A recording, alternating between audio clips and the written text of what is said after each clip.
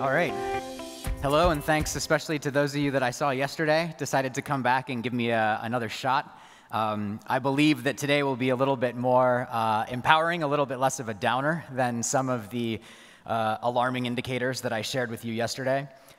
In general, what I want to cover in the next 30 minutes, I think, pertains as much to the future of education as the future of business, as much to the future of work as the future of technology. The trends that I'm going to talk with you about and the examples that I'm going to talk to you about are honestly some of the only things that give me hope when I look at like the next 10 or 15 years and when I think about which industries are going to be dissolving and which underprivileged groups of people are losing their agency, their influence in the economy. The things that I'm going to be sharing with you today are the tools that I think best prepare us to manage in times of accelerating technological change. And I want to start by juxtaposing the stuff that I will talk to you about with the kind of standard recommendations that you hear at tech conferences in general, and even from people that are theorists of the exponential organization. If you've read exponential organizations or you're familiar with, say, Deloitte's Center for the Edge, you may know that successful business people who hire today's technology consultants are often advised to undertake risky and highly competitive strategies in order to remain relevant. Things like, hire a bunch of young people, focus exclusively on engineering and math, create a skunk works, scale the edge, abandon the core of your business. They're real dice rolls, and they're often at the same time advised to optimize for efficiency. It's all about speed. How can you be as fast as possible? What can you automate? What can you give over to an algorithm so that you don't lose against other businesses? And I feel like this is just the bleeding edge of the industrial mindset that first looked at workers and saw cogs, then looked at managers and saw algorithms, then looked at companies and saw the opportunity to automate the entire company. If you've heard of decentralized autonomous organizations, there are literally the very first companies that don't have people in them, that are code written to execute contracts and make and distribute profit. Right, that's a direction that we're going. Those are competitors that you may have to deal with depending on your sector. And a paradigm that hunts for efficiencies blinds itself to other values and may miss cultural and even market signals that offer other directions. Two ways of thinking about the dominant advice, both to companies and individuals, are the following. One is that we're told to race, just to go faster. We see these exponential curves, and we acknowledge that once they start going vertical, we can't even do the math. We're bad at even forecasting that, but we still tell people, learn to code, study science, technology, engineering, and math, reskill, become a software company, even if you're a paper mill. We still tell people, just hurry up and race. And the other thing that we tell people, if it's not race, is gamble. We try to say, let's just increase the entrepreneurial ecosystem. Do it yourself. Be an entrepreneur. And what that doesn't acknowledge is the failure rate of businesses. Like if I were to ask you, I start a new business today, what are the chances that that business has failed within 2 years? Give me some numbers. 80, 70, 90.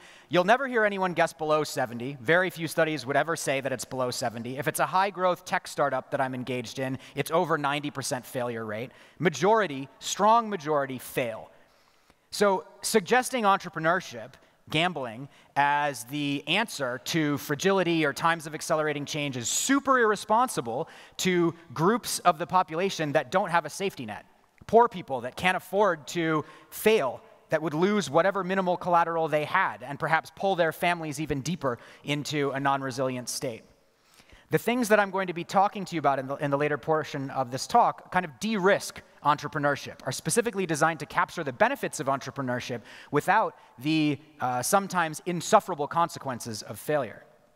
In general, telling us to race or telling us to gamble focuses too much on the individual, accelerating the individual. It's as if when we look at a city, all we want to do is have better cars, electric cars, automatic cars, flying cars, instead of a brand new public transportation system, a different way of organizing the city itself. And the fact that so many municipalities actually think that way is just a testament to our design preferences. The market has over-focused us on the individual, and it's now underserving the potential of individuals to come together. There's a really good economic theorist, he's at Harvard a lot of the time, and actually Wharton, in Philadelphia. He consults frequently for the European Union. If you're unfamiliar with Jeremy Rifkin, I highly suggest this book. The first 80 pages will give you a great refresher on some of the exponential technologies you've been introduced here. And what Jeremy Rifkin says is basically capitalism is succeeding. What capitalism was designed to do is target market inefficiencies and capitalize on those inefficiencies, right? You find a margin and you build a business in that margin. But the more that competition carries on, the thinner those margins become until things that used to cost money are now free. So when Skype came along and made all your calls free, they took a $37 billion industry, collapsed it to a $2 billion industry, put tons of people out of business. That's on the way to a zero marginal cost society, where we assume things to be free. Business models have to change in a time where there are more types of abundance around us. And one of the things that businesses have typically done is they focus on building a moat. Their defensive advantage, it might be their marginal cost, it might be their network effect, it might be the war chest, the money that they have. We're heading into an era where these are not really good defenses for your business at all, where all of these can be very quickly overcome, where a new company can grab all of your users in the space of 18 months, where an ICO can raise $500 million overnight, where the marginal costs are obliterated by some open source company out of Sweden that you weren't even paying attention to. So when we're heading into a zero moat environment, what does it look like to hedge? It's fine. Take the risks in exponential organizational theory. Do some of that. If you have the resilience, if you have the capital, take some risks. But what does hedging look like? That's also what the rest of this talk will discuss. One of the umbrella concepts to think about is ownership design. Everything that I'll share with you from here on out is about changing the way that changing what ownership means, changing the way that we engage with ownership. The book that's referenced up there just came out last month and is a great background to some of these experiments. If they resonate with you, have a closer look. I'll start by pointing out the old era of digital platforms. Uber and Airbnb are great examples. They're often praised at tech conferences for democratizing things or helping with sharing or collaborating. But in fact, they do this while centralizing a tremendous amount of power, wealth, and data in the hands of a very small number of individuals who are usually not in your country. They enable new forms of discrimination that we're only just starting to understand. They stand in direct conflict with democratically elected municipalities, regulatory bodies, citizenries. Their workers have no vote and little voice in the policies that determine how much money they make, and a lot of them are in the crosshairs of automation. So what's happened because of ownership design is that we're starting to see a new approach to platforms. And it's a direct result of the price performance of computing power becoming so much more abundant, so much cheaper for all of us. Because a little while ago, 10, 15 years ago, if you wanted to run a platform, you needed some of the best engineers in the world. Great database architects, you needed huge racks of servers, you needed great people maintaining and defending your computer system. Now, to set up a digital platform is not a fancy thing. That's what that's what the abundant technological future means. Things that used to look like unbeatable technological advantages are now in the pocket of the community. So platform cooperatives are springing up. I'll give you a few examples of them. So Fairmondo, started in Germany, is a competitor kind of, to an eBay. It's a bunch of merchants who own the entire digital infrastructure and sell their goods and services all around Germany. They capture all of the transaction fees and all of the information. None of it goes to California. And they are so values aligned behind this that they let other people that want to create a Fairmondo in California, in Canada, in Portugal, to just copy their tech stack and their brand, get a bit of coaching, and then run with it. This lines up a bit with what I was saying yesterday, where good solutions more and more are copy-pastable, where the people that design them want you to pick them up and use them and share your learnings about what it's like to use them. Stocksy is another good example of a platform cooperative. There were a lot of photographers who were uploading their images to like iStock and Flickr and not getting much of the money. Users of those platforms would buy the rights to the image, but the platform would keep all of the money. And these photographers got together and they're like, this isn't hard. Why don't we create one of these platforms? Which they've done. And they have gated access to it, so they have very high quality standards. They all develop the technological literacy necessary to maintain that platform. They enrich themselves and have a superior brand as a result. And it's not just traditional groups of producers. At the 3rd annual Platform Cooperative Conference, which just happened about a year ago, actually, the 4th one will be next month, Savvy was introduced. And this is a platform cooperative of patients, medical patients. And what they're doing is coming together and sharing information that they've learned about having whatever disease or illness they have and the different treatments they've gone through. They thought, you know what, this is valuable information. Why don't we come together, cooperativize, and sell it back to medical companies that want to distinguish themselves by being patient-centric, by caring about people. So that's a total, it flips on its head the idea of who in this market should even be paying. Now the patients are getting paid to share whatever they've experienced as patients. If these ideas resonate with you, and if you want to track this ecosystem, the IOO.coop now already tracks more than 200 platform cooperatives. 4 years ago, there were 8. So we have much more than a doubling pattern of the growth of this ecosystem. And we talked before about what the chances are of a standard business failing. If you start a cooperative, what are the chances? Now, these statistics come from the Mondragon Cooperative Network, just not too far from here in Spain, right? They're one of the biggest cooperative networks in the world. They've been around for decades. They're expert at spinning up co-ops. They do it every month. They've researched the success rate of cooperatives that they start. What percentage of those co-ops do you think are still in business 5 years later? Take a guess. 50? I have one guess, 50, 40? 80% of them. 80% of the cooperatives that they start are still operating 5 years later. That is way more than a 10x increase in the likelihood that your business doesn't fail over traditional business models.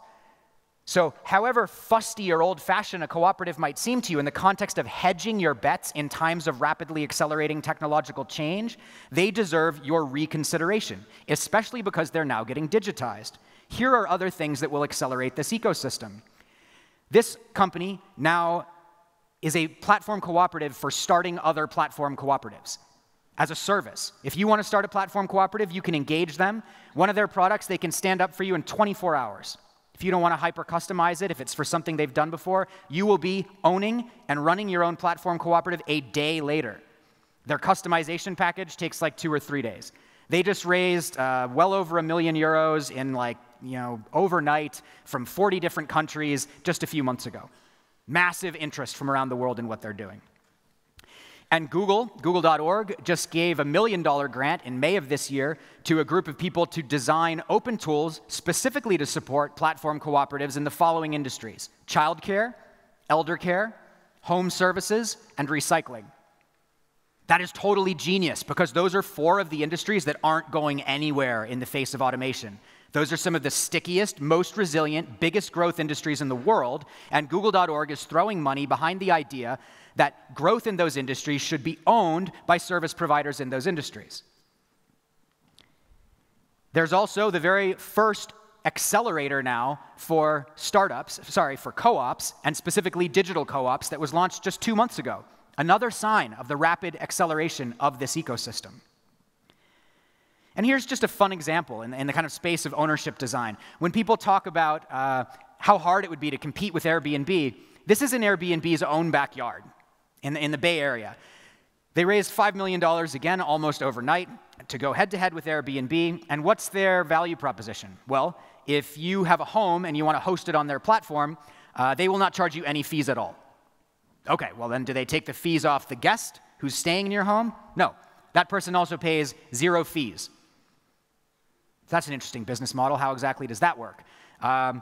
They have a native token on a blockchain, so these 0 fees are if you use their token.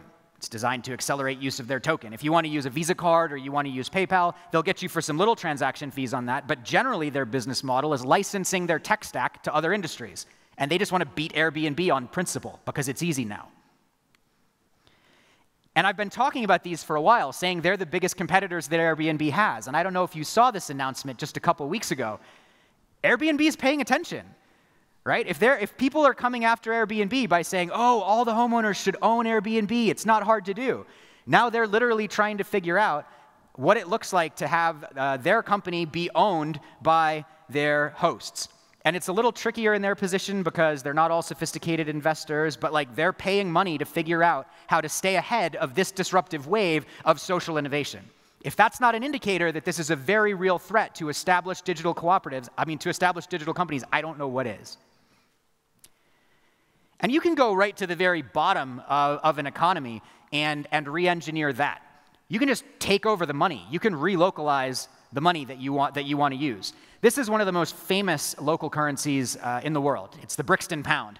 It's kind of funny, if you want to get the Brixton pound with David Bowie on it, I think typically it costs about 40 euros on eBay, even though it is only worth 10 British pounds. It's pegged to the pound, but you can only spend it in the city of Brixton. So when you go into Brixton, you exchange 20 British pounds, they give you 21 Brixton pounds, and those are spendable only at local businesses around Brixton. Not your kind of Safeways and giant chain stores, but the local ones. This has been doing wonders for their local economy. And it's totally legal. When the royal family goes to Brixton, they get selfies waving around the Brixton pound. This is fully endorsed by the banks and the governmental system of Britain, and it is proving to be a real jumpstart for economies that were starting to fail and see most of their profits be sucked out by companies that were not resident. This experiment is fantastically interesting. The city of Berkeley is in the final stages of preparing to launch what is sometimes called the Berkeley ICO, the initial coin offering of Berkeley. But another way to think of what they're doing is they're taking full control over the process of launching a municipal bond. So the municipal bond market's worth several $1 trillion a year, 2-point-something trillion a year, and it is fully intermediated by large financial institutions. So like if Cascais wanted to launch bonds, they would have to go to like Barclays or whatever giant bank, Santander, and then that bank would own the whole process, the secret sauce of it, issue the bond, capture a huge percentage of the value of that, and typically make the bond only available at like 1,000 euros minimum, usually 5,000 euros minimum, and it totally shuts out most of the population from ever profiting from or experiencing the value of that bond. Berkeley's looking at doing this digitally on a blockchain and making the cheapest value of the bond $2, $5, $10 at most. They'll have bigger bonds, but they want you to be able, as a citizen of Berkeley, with your smartphone, to spend a couple dollars on a bond, and then when it's appreciating, you'll just be getting a little stream of digital money, participating in the profit of the city that used your fundraising to buy a new fire truck. And they're starting to connect with other lawmakers who like this idea. On the other coast of the United States, we've got a New York lawmaker who's looking into who's trying to get 10 different local currencies started in New York City in the next couple years. So when you start to get these types of lawmakers sharing notes with each other, and then when you mix in, as I know is the case with this discussion, people that lead with policy in places like UNICEF or USAID, and that are all about open sourcing the technology stacks that are used for this, you have an incredible process of accelerating these innovations. The other angle by which they're accelerated is this raises the intelligence of the citizenry. You're engaging with a system that you weren't even learning about before. You're learning what is a bond. You're learning about being given this interest. You're learning to like manage your device in a different way. You may even start voting on some of the processes that result in those bonds. Around the corner from you, not far away at all, is Sardinia. And they are almost 10 years into a totally revolutionary experiment.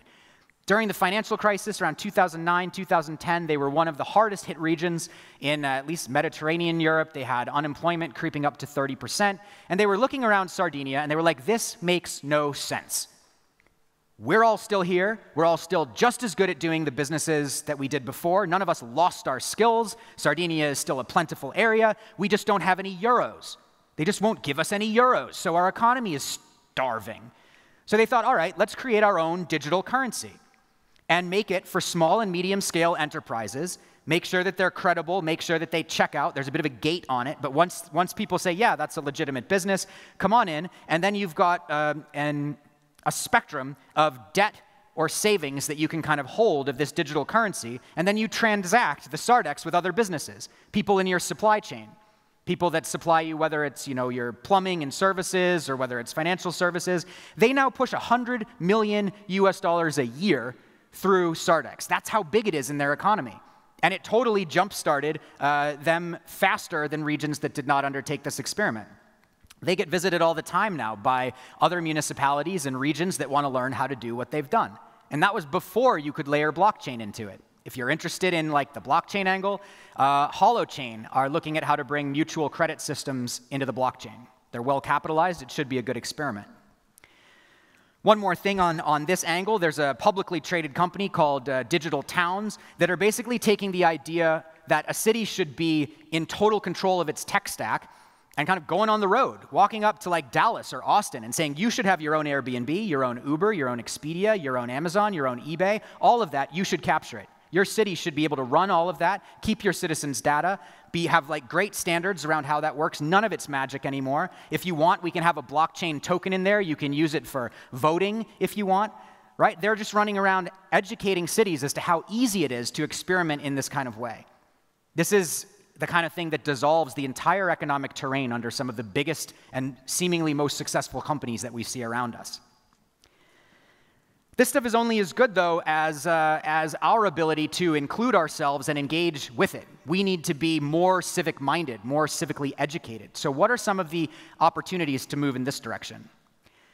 I often talk about participatory budgeting, and I didn't realize until speaking with some of your own municipality that Cascais is globally recognized for having expertise in participatory budgeting. I'm curious, how many of you, by show of hands, have engaged with the participatory budgeting options here in this town? That's beautiful. That's like at least 40% of the audience raising their hands. I'm now going to have to find some particular stories to work into this presentation in the future. I'm actually not going to spend as much time on participatory budgeting as usual because of that. The one thing I'll say is that it's been found to be a real driver of engagement of the citizenry in the democratic process. If you heard yesterday, we have declining participation in many different layers of government. When you get people getting to decide where they spend their money, in one instance, in Congo, where it's pretty easy to avoid, say, paying your taxes, or you don't have to like super accurately report on your economic activity, running participatory budgeting for a few years resulted in a 16-fold increase in voluntary payment of taxes. That was people saying, if I get to spend the money, I'm happy to pay for government. It's a pretty interesting lesson. You can have great visual displays for how participatory budgeting looks, but you guys already know this, so I'm going to skip forward. One of the things that you can do if you like the concept of participatory budgeting, CoBudget is an open source application. You could use this within your business, within your football club, within your school. And this is the kind of thing that I do think is the future of education. We want to give citizens, students, workers, the experience of the process of co-budgeting for different levels of significance, for different durations of time, so that they're better at coming to consensus, they're better at articulating arguments, they're better at learning lessons about mistakes that they've made. One of the examples of how powerful this was is the League of Entrepreneurs, which is people scattered across the entire world, came together and ran a co-budgeting experiment, and they had 90% participation. None of these people are in the same company or even the same industry, but they got 90% engagement because they ran a participatory budgeting initiative. And the other interesting thing is the folks who donated the money, the donor for this experiment, also stayed engaged the whole time because they were fascinated about where the money would go. And it de-risked the whole experiment for the people brave enough to run it. Because when the money gets spent, it's not their fault. They didn't decide how it would go. It's where the community wanted to spend the money, and that was the point. If they learn a tough lesson, they learn a tough lesson. But you're actually covered a little bit as a leader who's willing to hand this type of control over. Another important concept for enriching democracy is delegative democracy. Instead of just picking a representative and walking away and letting them ruin your country for 4 years, you can pick people issue by issue and say, this person represents me in environmental policy. This person represents me in curricular development for preschool. And if they vote against what they said they would do, you can retract your vote from them in real time. Democracy Earth have set up a blockchain-based protocol to enable just this, total accountability of political and policy representation. I don't know about you, but like when I'm not that interested in voting in representational democracy because I don't like voting for the candidate who I half disagree with, and when I half disagree with them, it really, really bothers me.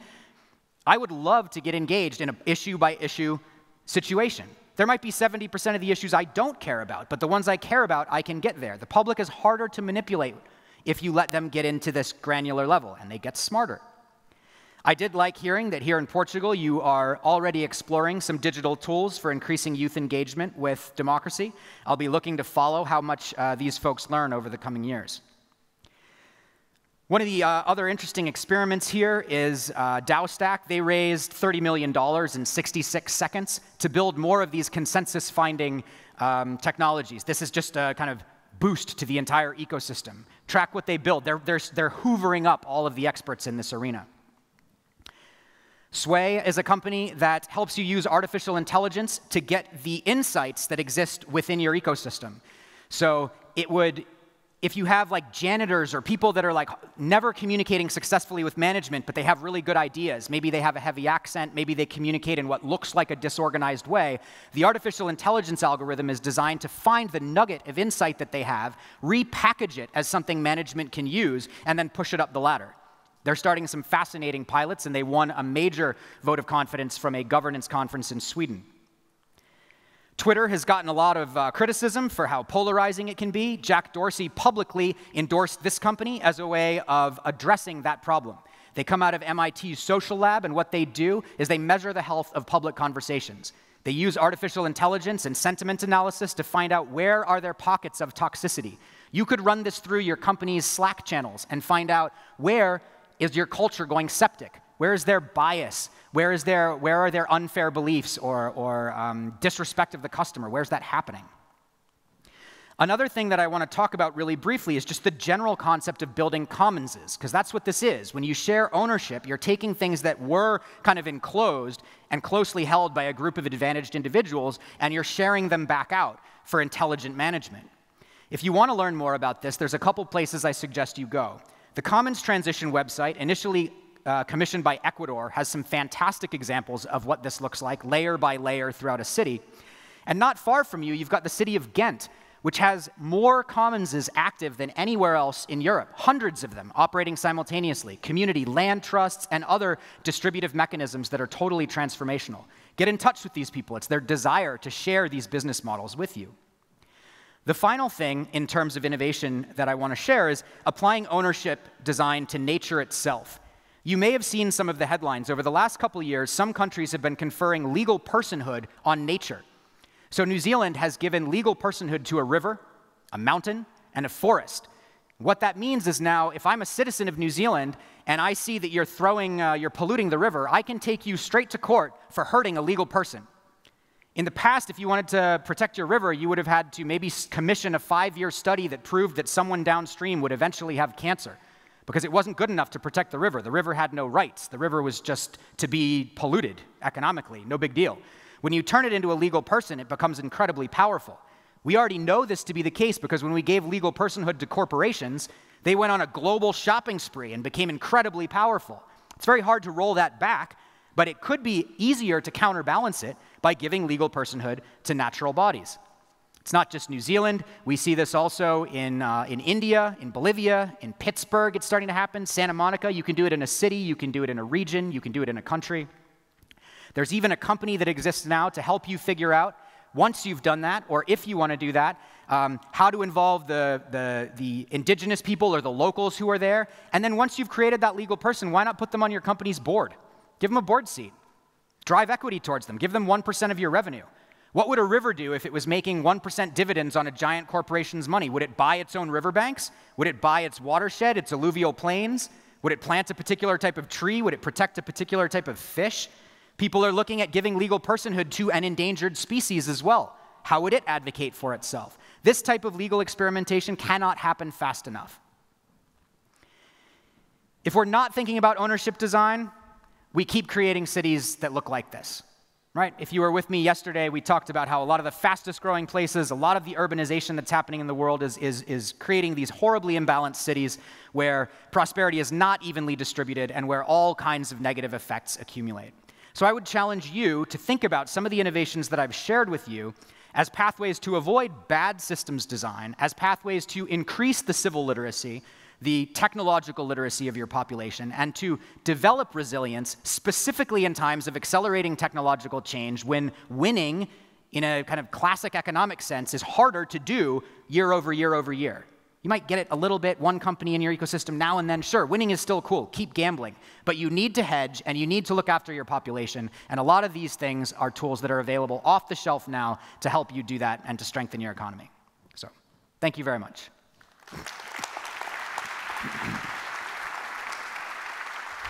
Q&A? All right. Thank you, Nathaniel. We actually do have just a couple minutes to maybe throw a question or two at you. So I see you got a sip of water. Are you ready? I am ready, yeah. Okay, great. So whenever I see you talk about these things, I'm struck by and encouraged by the variety of examples and the breadth of innovation. And I'm wondering how much synergy you're seeing between the parties that are launching these new civic tech initiatives. Are they sharing learnings well? What has been your experience so far?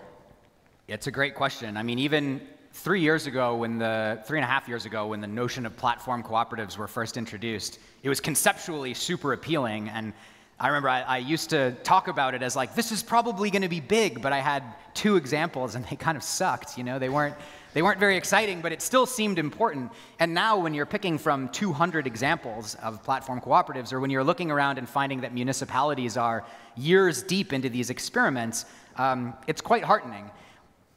It hasn't yet been an ecosystem that connects to itself very well. Platform cooperatives are talking to each other. Municipalities that are running these experiments, in my experience so far, from reaching out to them, haven't started to connect as much. But their appetite for that connection is pretty high. And I've been helping to engineer some of those connections, and I think that we'll hit a little bit of a tipping point where they are sharing lessons and enabling their success, I mean, pretty soon. I'd expect to see a lot more of it even just next year. And I know you spent some time speaking with representatives from the Cascais municipality yesterday or today, and I want to encourage any of you who are listening to this and you have the sense that Nathaniel is someone that maybe you should share an idea with or seek out an opportunity to cooperate. I can vouch for him as a very interested, engaged, and invested partner. So please don't hesitate to come with us. This kind of thing depends on inclusivity and involvement. A question, because they do want to be included, a question from the participant group here. Sure. They said, if we allow people to take their vote away at any time, wouldn't we as a society be vulnerable to collective mood swings or short-term goals and manipulation by politicians? And how do we balance some of the things that we can see in possibilities with liquid democracy and then also maybe the pollution of the digital informational commons? I love that that question always comes up, because the fact that it is almost immediately the first concern of a room means that it probably won't be a problem, because you're identifying it as something to design the system to be resilient against. Right? And there are already technologists who are coming along and saying, wait, okay, maybe one of the checks we can do is say, before you make a vote on a certain policy, or say before you give your vote or remove your vote from someone, let's send you through a quick digital remediation and check that you actually understand the result of that vote. Let's make sure you haven't just been misled by a populist radio broadcast. Are you aware that the results of voting yes on this are X, Y, and Z? And if they misidentify what the thing is about, you can send them through like a quick kind of digital course until they're at least correct about what the real policy is before allowing them to vote. People are experimenting that. An Australian company called MyVote is running a pilot on that. Many in Australia already. They're lining up with India. They're lining up with Malaysia. There are a lot of governments whose chief concern is an uneducated, easy-to-manipulate population. Happens in the US, right? So there are people that are looking at that particular imbalance, and the more that you identify weak points in democracy that you've seen or experienced, the more motivated you should be to build democratic systems that are not so vulnerable to those weak spots. That's what happens when we run these experiments time and time again. We become confident answering that question ourselves. Our children become confident answering that question in their design of their democratic systems. That's where we need to get. So to take a little further this theme of our responsibility as good citizens of the future and stewards of the polity, Where can we go to learn more about this? I mean, there's so much of these things I feel like don't get the exposure that they probably deserve. And for us to stay abreast of new developments, what do you recommend? So checking ioo.coop with some frequency will bring you up to speed on what's going on with platform co-ops. I spend an uncomfortable amount of time on Twitter following a whole bunch of people specifically to see where these things bubble up. And it doesn't take much time to get uncomfortable on Twitter. Yeah, I know. But I specifically try to always retweet these types of examples. So if you follow me, that's like 90% of what I'd be kind of curating and sharing. And I'm open. If you find anybody who's blogging about it or anyone who's reporting about it with some frequency, please tell me, because the challenge right now is learning about these experiments outside of your world region, outside of your language environment, because most of the companies that are doing this kind of democratic experiment or platform cooperative thing, they don't have a big marketing budget. They're not trying to communicate to you, so you have to sniff them out. And we all need to do that so that we don't make mistakes that others have already literally learned from and shared solutions to. Like, that's one of the things that we have to get better at. GitHub's great at it, but that's just for coders. You can go in there and learn what people have learned about coding. But like the social version of GitHub is one that we're all still learning to develop. The Commons transition website is supposed to be a piece of that, but they're only as good as our level of engagement with those tools. So it's a great question. There's not a single answer yet, and I hope that we can build a good network of practitioners and all start to think of ourselves as practitioners, because sharing our failings and sharing our learnings is how to keep up with all this change. Yeah, and I think this is truly one of the moments where we can see a little bit of a choice between allowing the future to happen to us or taking some agency and role in creating the future we want to inhabit. So the last thing I would say on that is, yes, especially if you're looking at a future of work where you don't know what your opportunities are, you're not sure what you could study that in 4 years is going to pay you anything, being part of many different cooperatives that either drop your costs or give you tiny little revenue streams, that's exactly the type of like intelligence building side hustle that is the most adaptive thing you could do right now. Right? It is a very savvy way of reacting to an uncertain future job market.